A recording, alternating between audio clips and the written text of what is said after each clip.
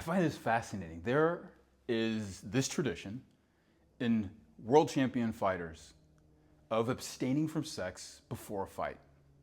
Now, this actually has been around for a long time. If you look at some of the old strategies with pancration, which is this old school Grecian fighting that they would do in, I don't know if it was the precursor to or the Olympics, where they essentially were allowed to punch, wrestle, kick, joint locks. It was old school MMA. In fact, Chael, I would love for you to do a talk on what it is that fighters do to optimize themselves in terms of their sexual relational, I don't even know how to put it, habits when it comes to that time before fighting.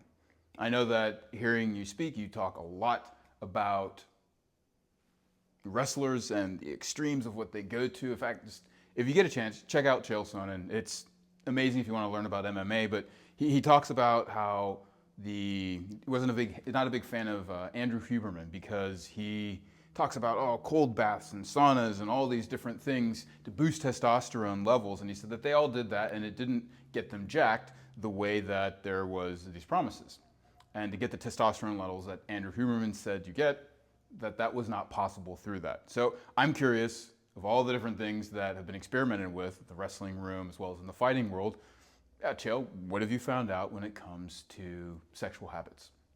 Now, there are a lot of greats out there that swore by abstinence before fighting. On the top of my head, Muhammad Ali, Mike Tyson, though he also said that he didn't always adhere to it, Jake LaMotta, I'm sure that there's more recently. Sean O'Malley was speaking about this before his fight. And there's something interesting here because, and like Chael says, there's a point to these things with the sauna and the ice baths and all that, boosting testosterone levels to these high amounts. It's at least been shown that there is no effect around abstaining from ejaculation before training to then boost one's testosterone levels.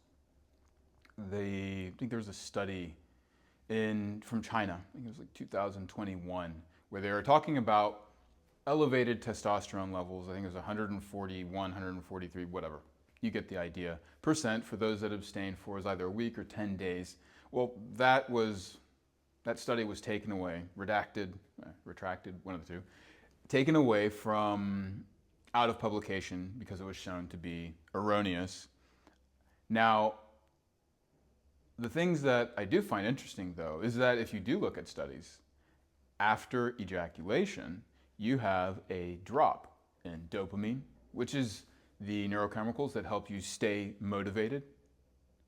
Also in epinephrine, which is essentially adrenaline, that gives you that physical drive to go forwards. Also neuroepinephrine, which is for that mental focus and the ability to be very clear and have clarity and stay on point. So there are other things to measure there that would have quite a significant amount of factoring in to do with one's success, especially in a sport such as fighting. Now, I've put together a program called YAFAP, and it's a counter to this program called NOFAP. And for those of you that don't know what NOFAP is, FAP is the onomatopoeia, the word that means what it sounds like. In other words, FAP is the sound that someone uses when they masturbate. And so NoFap is this belief that, they conflate masturbating, porn use, premature ejaculation, and not being faithful to their partner. So those four things all come together, and this group, typically conservative Christian group, practice then complete abstinence from interacting with themselves sexually because they say that it makes them feel more attractive, it makes them better partners, they're saving themselves for their future partner. Now, unfortunately, there was a study also in 2021, Mazzariti, I don't remember his last name, but look it up, 2001 study on abstinence and lasting times or resolving premature ejaculation, and they found that men that had abstained for I don't know if it's several weeks, that their ability to perform in bed lasts longer, as well as their likelihood of premature ejaculation increased from abstinence. Now, was opposed to the other group in that study, where men regularly continue to have sex over that time period, may have actually been 3 months, over that time period where they're engaging in sex at least twice a week, or it was normal, that they did not have these performance drops in the bedroom. Now, this is another thing that Chell talks about. If you are training to become a fighter, but you do not fight and you're only doing cardio, that's not going to make you better at the thing that you're doing. So why would we think then by abstaining from sex is going to make one better at sex? It just doesn't work that way. So that's the issue with NoFap. In fact, I see guys swinging back and forth between porn addiction because of this, where they're just completely holding themselves away, versus actually learning how to work with their sexuality. And then once they, cut everything out, they swing right back and then they binge watch on the other side, which is similar if you hear fighters talk about issues with dieting, where they're cutting all this weight, they're really struggling with food, and then at the other side of this, all of a sudden, boom, they get done with their fight, and now they binge eat. And frankly, the thing about porn addiction leading to depression, or these high dopamine levels leading towards depression, there are statistical showings that people who have been engaged in porn activity have a higher likelihood of depression. It's interesting too, because not only do fighters have this almost temporary depression that comes from a loss, but do you think it happens just because someone's lost? You're off. Wrong again, because you actually, from winning, also have this down. All this dopamine drops, and when you ejaculate, you have a big dopamine drop. Which then, you also have a prolactin spike, which then makes you feel satiated, so then you're not actually wanting to engage in your partner. So what is the line between porn addiction to depression to being single and even higher suicide rates? Because there is something there. When you have porn addiction, there's a higher chance that you're going to get depressed. If you're depressed, I think the chance of suicide goes up 1.5, 2 times. If you are depressed, or if you're engaged in porn, you also have a higher chance of becoming single, or remaining single, or becoming single because you then have divorced. And what is the relationship then of those that are single and divorced to suicide rates among men?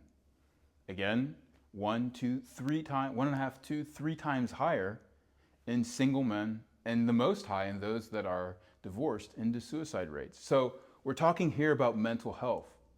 I also think that there must be something or interest in mental health in the fighting communities, because I was just recently watching Chael's channel, and Bad Guy Incorporated, shout out again, is that he was having an ad on therapy and the importance of mental health. So there is clearly a need for the ability to harness these desires inside of us as men to have a better relationship with our partners, a better relationship with ourselves. And this is what ends up happening with the AFAP program. People start to learn how their body works from the inside out. They literally become fascinated to the point that things feel so good on their own that they no longer are even interested in porn. And in terms of their relationships, this program, this system, can be done with their partner, and has actually then brought the partner in. They've enjoyed it, seen it time and time again. Partners start having more orgasms. Partner actually had, here's a couple instances, those who have vaginal pain during sex. This was from endometriosis, was struggling with, one, partner not lasting long enough, not having pleasure, plus then the endometriosis making it painful, to then, just by doing this 21-day system with her partner, he started doing it on his own, and then she got curious and joined in. They started having sex that she did have orgasms, and that there was no more pain. And he was lasting long enough for her to really enjoy it. They had rediscovered themselves and each other completely anew. That's pretty impressive. And you know what? This isn't just anecdotal. Dr. Said and myself, we recently had 82 different people, 41 couples, plus then somewhere around maybe another 30 or so individuals who are single, went through a clinically tested, IRB reviewed, peer reviewed study that is now being published in these next few days. Might even be published right now. Definitely will be putting links in for this. Check it out, where they went through this 8-week protocol on penetration, the thing that most couples struggle with. And what were the results? Men were lasting 2 to 3 times longer. The orgasm gap was bridged. For those of you who don't know what the orgasm gap is, that's where women do not have an orgasm and a guy does. Women takes around 13.41 minutes to reach orgasm from penetration alone, whereas a man lasts typically 5 to 7 minutes. Female sexual function index increased, meaning that everything was working better for the woman. She's having more powerful orgasms, more frequent orgasms. Sexual routine was broken. Couples were having more sexual frequency. Higher rates of sexual satisfaction, more love, more connection, better communication before, during, and after a fight. I can't tell you how many fighters speak about how when they are getting ready to go into a fight, the relational turmoil that comes up and their partners end up distracting them. I believe Israel Adesanya was speaking about that not too long ago. So what if sex again with your partner became the remedy? And what about, instead of stopping masturbation, we learn to master it?